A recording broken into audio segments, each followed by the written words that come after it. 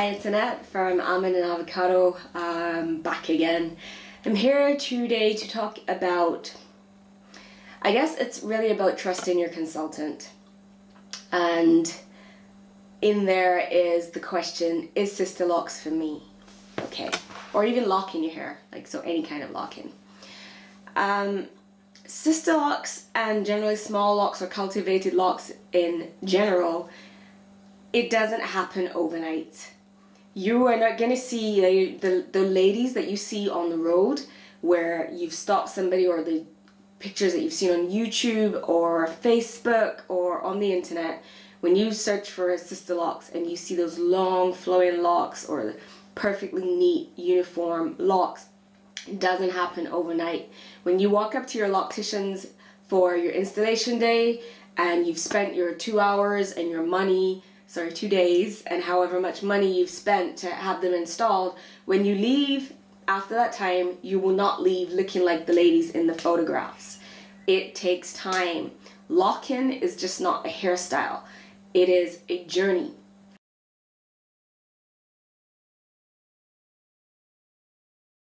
And part of locking your hair is all that bit where you have to get accustomed to you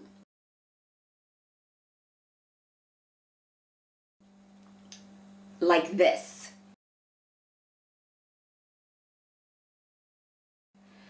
So you have to get used to, okay, wait, I'm used to having a big puffy afro and I look hot. But now I am here with these straggly thin locks and I'm like, ew. I may have some sort of love-hate relationship with them. Is this for me?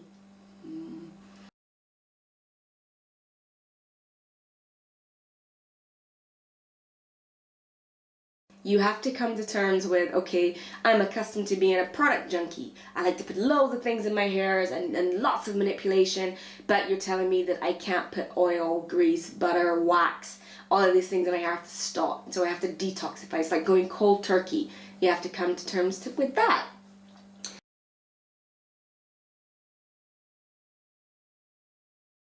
If you're used to loads of manipulation, so I have, twists today, and then I've got cornrows tomorrow, and then I'm gonna have twists again, and I'm gonna rock a twist out, and then I'm gonna do braids, and you have to calm down and get used to the fact that no, you're not gonna touch and over manipulate your hair for a while. You're just gonna let it be. It's literally a wash and go for a little while, and you have to be prepared for that transition, because just as you may have had to transition from relaxed hair to natural hair, there is a sort of transitioning period from natural hair to locks.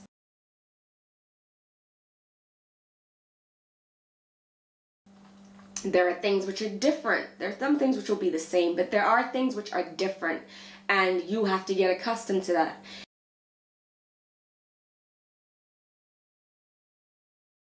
Now, if because you'll get to like month 1, 2, 3, and you'll be like, I still hate it.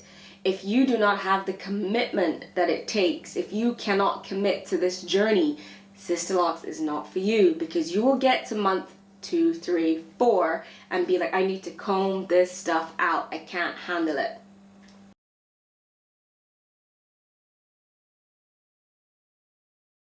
Part of that lock-in journey is accepting you in every form, every shape, and every fashion. So locks at the beginning may not look so cute. Part of the journey is being able to accept yourself and the way you look and working with that. So yeah, I may have short stubby locks at the moment, but I have a vision, and in the future these are going to be flowing down my back, if that's what your vision is and if that's what you're going towards. Or my locks may be short and stubby and not so cute at the moment, but I know that I'm healthier. I feel that, giving up the relaxer or giving up the styling practices, perhaps it was too tight braids and you just constantly put braids or weaves in and it was giving you traction alopecia or whatever. You're giving up these practices which haven't been healthy for you for something which is healthier. So you have a vision, you have this end goal in mind, you understand why you're taking this journey.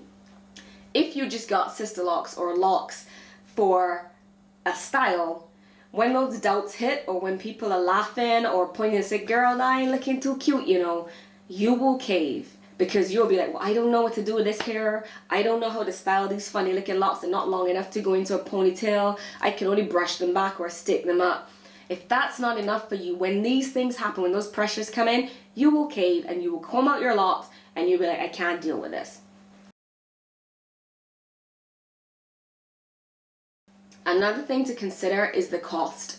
Sisterlocks and micro locks to some extent are manicured locks, or salon locks if you're from the Caribbean. So it's not something that right out the box you will handle yourself and sort out yourself. It is something that you will rely on somebody else to help you with your journey.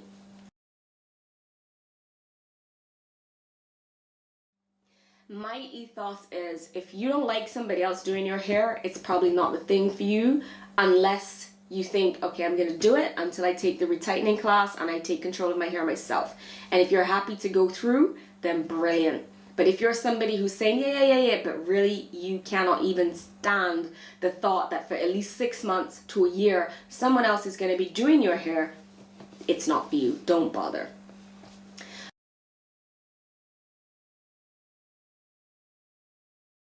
What I also wanted to say about the act of somebody else doing your hair, okay, I have come to the conclusion, and this is coupled with observations that I've made and conversations that I've had not only with my clients but with other people and other clients.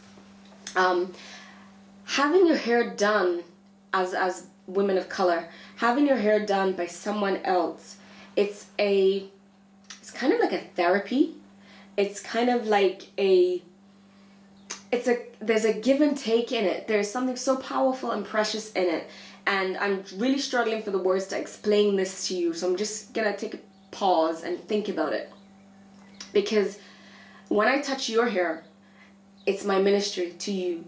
So I'm touching your strands, and it's like a head massage. You know, I'm doing this work up here and I'm making sure that everything is healthy. And so there is something more than just I'm combing out some knots or whatever. No, I treat your hair with respect, and I come from a position of love and respect. And it's like, okay, how are we gonna look after you as best as in? It's like a little mini treatment for you, where having someone do your hair, like think about when your mom used to do your hair. You sit in between her knees, and it's like a bonding. It isn't just a get out of here. Well, at least I hope it wasn't for you. It's a bonding. Whether it's your mom, your aunt, your sister, the neighbor, whoever was doing your hair, it's a form of caring and caregiving. And that's what I see it as. So it's like a hair therapy, but it's a caregiving therapy. And it all, fits in with my concept of wellness and holistic hair care. So having your hair done by someone else can be very, very nurturing, and it can be very, very healing for some people. Just, not having the stress or worry about whether or not they're pulling their hair out or doing something funny. And I'm not just talking about having your hair done whether it's locked.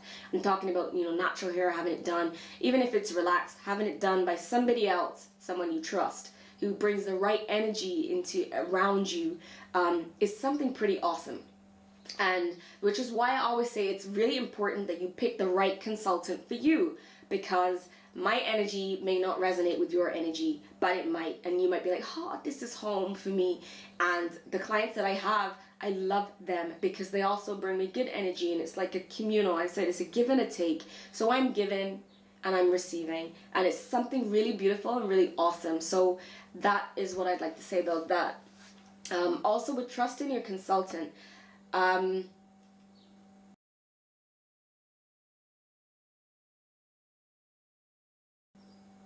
are cases where someone went back to braiding their hair after having Sisterlocks for just about 3 months. You need to have that relationship with your consultant that you could say, I really am struggling to style this, or I don't feel confident to wear it out. What can I do?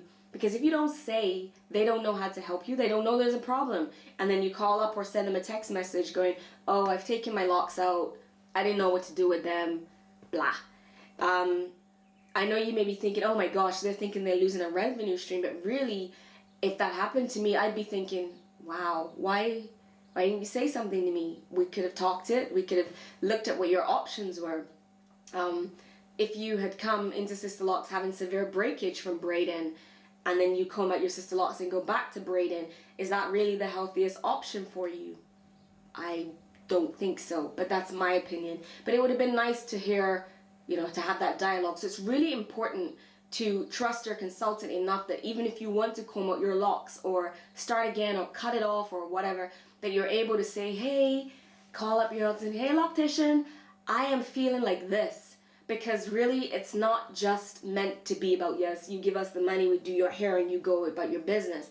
It has to be a lot more than that. It's a relationship where you're thinking, I'm struggling on my journey, I need a little bit of help, and we're here to support you. But if you don't say, we don't know. And that's it really for today. I think I've actually not really been looking into the camera, so I'm really, really sorry. But I just wanted to say 3 things again. Make sure Sisterlocks is for you. I've given you 3 things or 4 things that you need to consider in terms of locking up your hair, whether it's something that will be suitable for you, and also choosing the right consultant. I will do a separate video on that because I really have to go pick up my kids. But choosing the right consultant, and knowing whether that's the right person for you.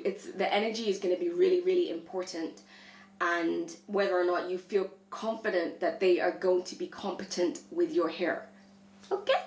See you guys later. Bye.